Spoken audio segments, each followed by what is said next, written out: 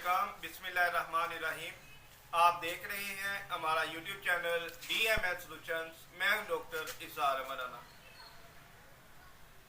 मौजूदा दौर के अंदर हमारी डाइट के अंदर चिकनाइयों की बहुत ज़्यादा जो मिकदार है, जो अशिया, जो आयली चीज़ें हम इस्तेमाल करते हैं, समोसे, पकोड़े, घरों में घी का इस्तेमाल हो रहा है, इनकी वजह से आप अपने जिगर को ख़राब कर बैठते हैं।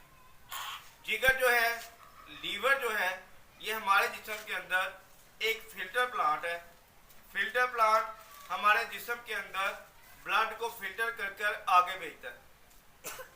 फिल्ट्रेशन के अंदर जब चिकनाइयाँ आ जाती हैं तो लीवर को ब्लड को फिल्टर करने में प्रॉब्लम क्रिएट होती है।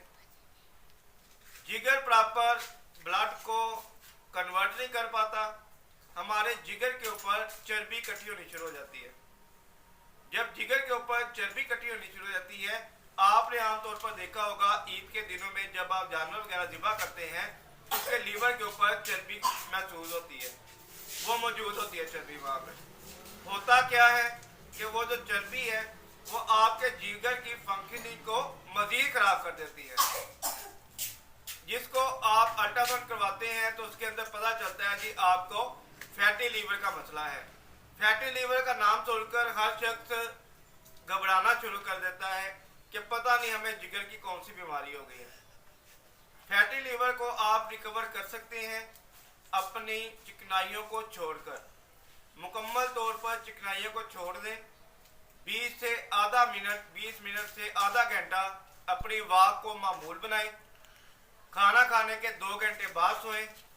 अपने सालन के अंदर, अपनी खुराक के अंदर घी का इस्तेमाल कम कर दें। आप फैटी लीवर को कम करना शुरू कर देंगे। जब फैटी लीवर को कम करना शुरू कर देंगे, इसके मुतरादफ अगर हम देखें कि नेचुरल लॉ ऑफ क्योर के अंदर जो होम्योपैथिक तरीका इलाज में जो मेडिसिन बनती है लीवर के हवाले से, जिसके तमाम इफेक्ट जो हैं वो लीवर के हवाले से मौजूद है, वो है चैलिडोनियम। चैलिडोनियम बेहतरीन मेडिसिन है होम्योपैथिक तरीका इलाज के अंदर। आप चैलिडोनियम को मदर टिंचर में इस्तेमाल करके मुकम्मल तौर पर जिगर के जितने भी अमराज हैं उनको ख़त्म करने में मदद हासिल कर सकते हैं।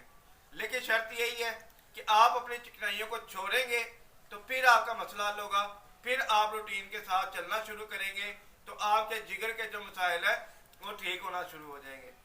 दूसरी चीज़ ये भी ध्यान में रखें, अगर आपका जिगर जो है वो डैमेज होना शुरू हो जाता है, उसमें हेपेटाइटिस बी या सी का मसला हो जाता है शुरू, तो आप इंतहाई नुकसानदेह मराहल से गुजरना शुरू कर देंगे।